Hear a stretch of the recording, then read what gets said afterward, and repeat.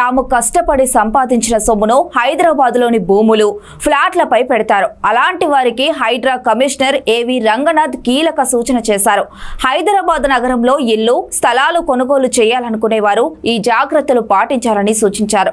కొత్త నిర్మాణాలు మాత్రమే కూలుస్తున్నాం. ఇప్పటికే నిర్మించిన నివాసం ఉంటున్న ఇళ్లను కూల్చివేయడం లేదు. FTL బఫర్ జోన్ లో స్థలాలు, ఇల్లు కొనుగోలు చేయొద్దు. కొనుగోలు చేసేటప్పుడు జాగ్రత్త పాటించాలి.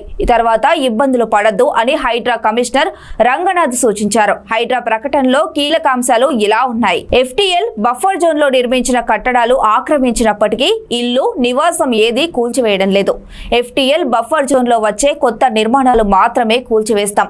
మాదాపూర్లో సున్నం చెరువు, దుండిగల్లోని మల్లంపేట చెరువులో ఈ రోజు కూల్చిన నిర్మాణంలో ఉన్నాయి. FTL బఫర్ జోన్లలో అనుమతి లేకుండా నిర్మిస్తున్నారు.